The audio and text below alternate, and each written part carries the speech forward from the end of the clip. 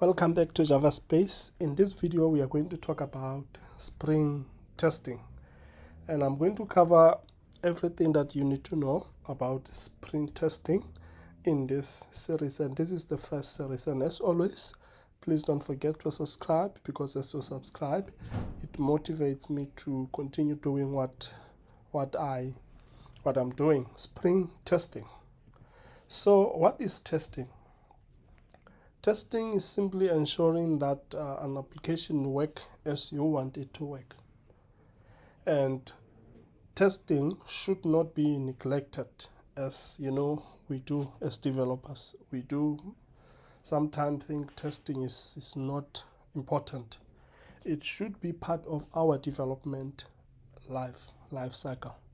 And also, we don't write tests to increase test coverage, but we write tests to ensure that the application works as expected.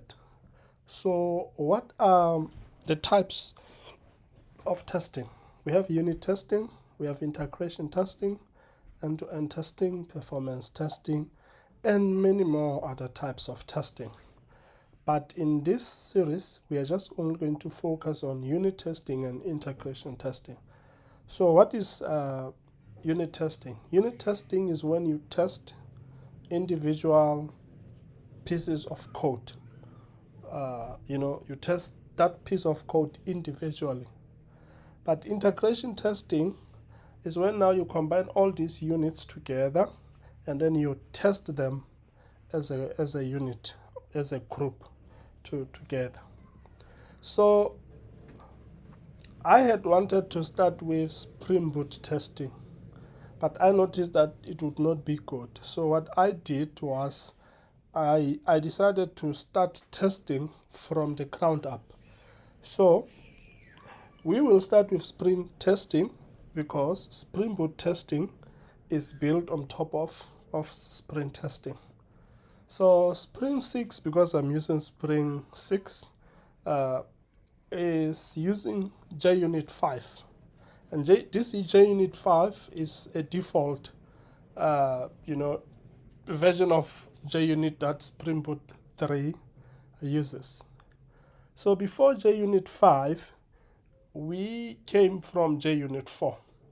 But the problem with JUnit 4 was that it was a monolith application. You had this one big fat jar that contained everything. And you know that as a developer, that is not a good approach. There is no separation of concern. But with JUnit 5, they have broken all these pieces together that formed JUnit 4 into different separate modules. Now we have what we call separation of concern. So what are those modules in JUnit 5? We have a module called JUnit Platform, which is actually the engine that runs the test. So it's a foundation for launching testing frameworks on the JVM.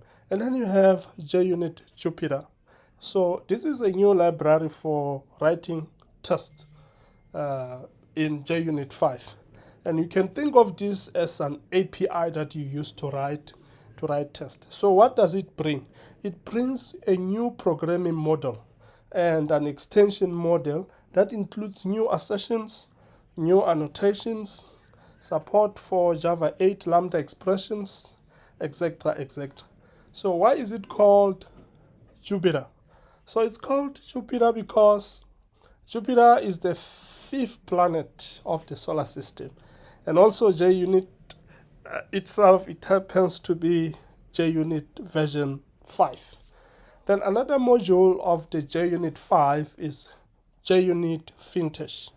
So, when you talk about vintage, you're talking about old things. So with JUnit Vintage, the idea is that you want the tests that were written for JUnit 4 and JUnit 3 to be able to run on JUnit 5. So this is basically what Vintage does. So you can think of it as a support for backward compatibility. So JUnit 5 versus JUnit 4. So as I said, JUnit 5 is modern, is actually giving you modern testing framework.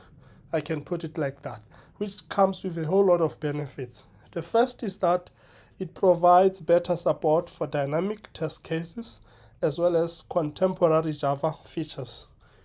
As I said in the previous slides, it will give you support for Java 8 features like Lambda Expressions, and also JUnit 5 introduces a whole lot of new annotations for controlling the life cycle of a test method, and also it improves the organization of your test, as compared to how you used to do it with JUnit 4. So among other annotations, these are the ones I have just listed here. If you want to actually get more of these annotations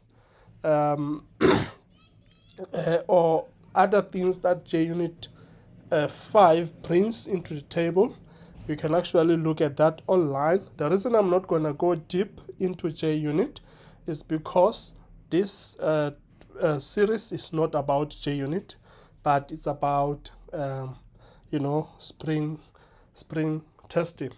So thank you guys for watching this video. Please don't forget to subscribe.